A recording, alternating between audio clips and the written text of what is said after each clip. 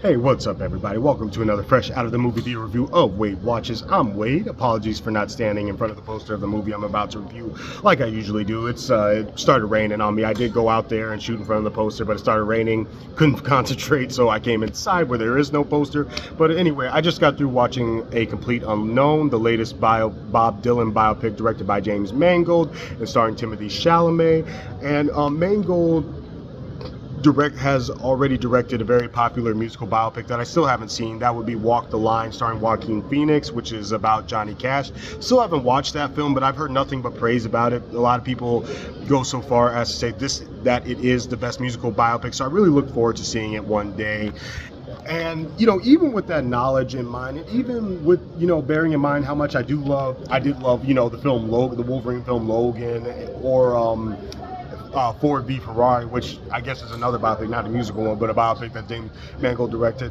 I didn't go into this expecting anything special. The trailer is pretty much kind of like just sold the fact that Chalamet is doing his best to channel Dylan, but nonetheless, it still looked like it was just going to be that standard biopic story, that standard path of the musical artist, where he's discovered, he rises to fame, he wants to do his own thing, or something goes wrong and he has to overcome those obstacles. We've all seen it before, and to be completely fair to myself, I'm very lenient with those movies. Like, you're looking at a guy who still loves Bohemian Rhapsody, and hell, even the other musical biopic from it's 2025 now, but even the other musical biopic about a very different Bob that we also got in 2024, Bob Marley, One Love.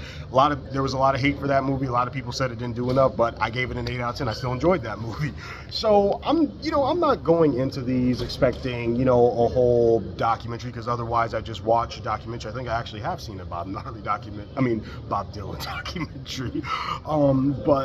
But I still want to be entertained, and hell, even if it's complete bullshit, I do want to walk out of a musical biopic kind of going like, ideally kind of going like, wow, I really do appreciate this musician. I really do appreciate these songs more than I did previously. And this kind of succeeded in doing that, because all in all, turns out I was right. This is just that standard musical biopic. It doesn't do anything to really pop out. Definitely doesn't, play out like, a very over-the-top operatic theatrical tragedy like Baz Luhrmann's Elvis did. Doesn't play out like, just a straight-up surreal musical fantasy like Dexter Fletcher's Rocket Man did. It just simply plays out like something more along the lines of like Ray or Bohemian Rhapsody, where someone gets discovered, they have to deal with the consequences of their fame. They have to take both the good and bad aspects of their fame, both the good and bad parts of being a famous musical artist, and they got to deal with them. There's something they got to overcome. You've seen it before, and that's what A Complete Unknown essentially is. Another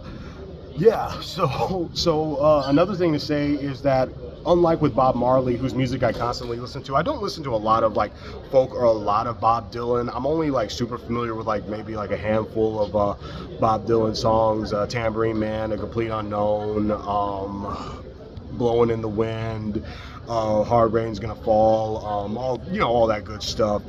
So like again, that adds even more to the fact that I really just wasn't expecting this thing to move mountains for me. But it would have been nice if it did, and yeah, it really did, and it played out exactly how I thought it was going to play out.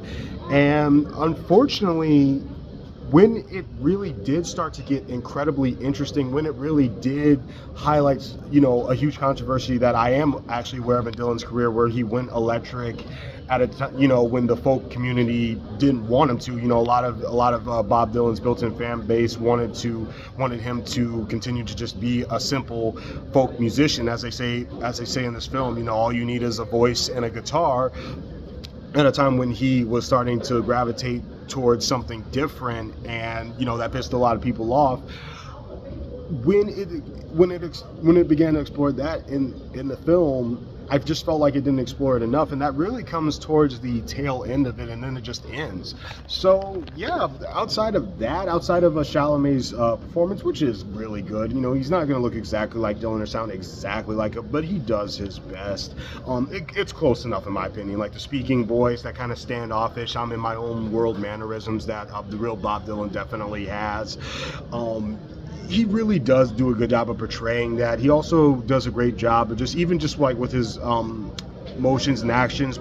He does a good job with portraying somebody who kind of had fame thrust upon him, somebody who doesn't necessarily want to always live that, you know, rock and roll superstar lifestyle, but has it kind of forced upon him. You know, he can't go anywhere without being recognized and swarmed upon. He does a good job with portraying that, like just through his actions, but yeah, other than that, you know, everyone else in the cast does a really good job. But, you know, I'm not too familiar with the folk scene of the 60s and onward, so I only know some of those people by name. I'm kind of familiar with Woody Guthrie, who's, you know, portrayed in this movie, and I assume that, you know, whoever's portraying him, I guess I'll say they did a decent job. I mean, for the context of the film, they did a good job with it, you know, and you'll see what I mean when I say, like, in the context of this film, how Woody Guthrie is particularly portrayed.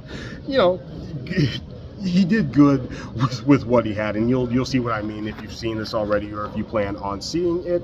Boyd Holbrook as Johnny Cash, which again, not super familiar with Johnny Cash, but I'm kind of familiar just enough with him to say, like, again, good job.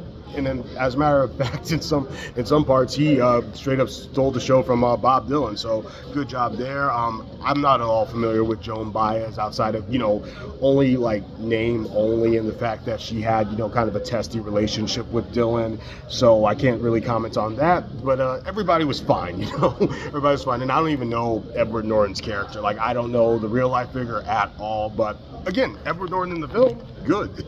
So yeah.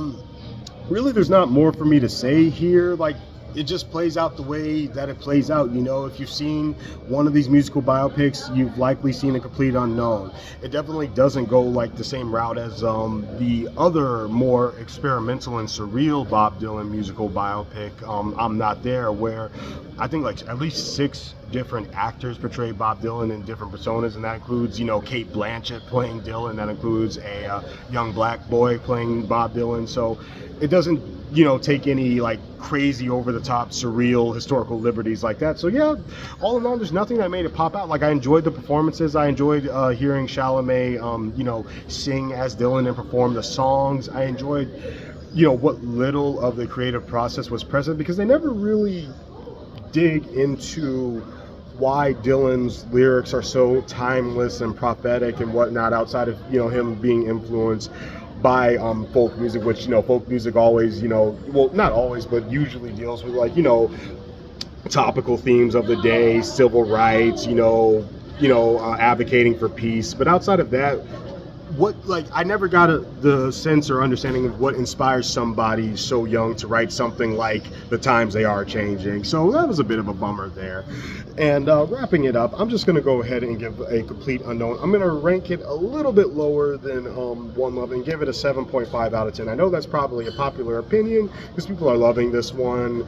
And, you know, there's even Oscar buzz, which, you know, I don't put much stock by. But I don't know, man. You know, sorry if anyone's heartbroken out there. This just really didn't do it for me, because while again I acknowledge that One Love is by no, you know, stretch of the imagination a masterpiece, I think because of the period of Bob Marley's life that they decided to just, you know, cover in that film, where it's pretty much his lowest low. That was when, you know, it depicts the assassination attempt on his life and his wife's life, and not only that, but, you know, kind of like the end of his life when he finds out he's diagnosed with cancer, which does kind of make it pop out because it's at least a bit, you know, more reflective and whatnot. Whereas this is just straight up, you know, it's depicting, you know, his origins and, you know, his rise to fame.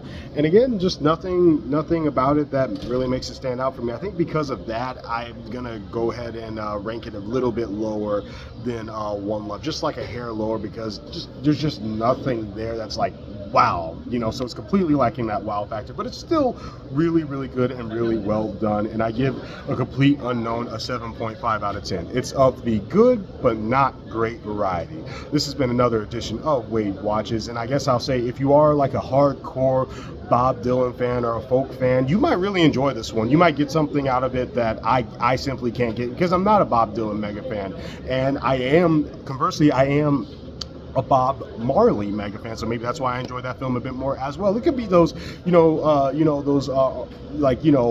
premeditated biases. That could partially be the reason why I just didn't get a kick out of A Complete Unknown like I did Bob Marley One Love. So, like I said, wrapping it up, I give A Complete Unknown a 7.5 out of 10. Good but not great, just enough in there to make it enjoyable, but there's nothing that really popped out. And when it did begin appealing to me, it just literally abruptly cuts off and goes to the credits. So there you have it. This has been another edition of Wade Watches, and I will see you all next time. Peace.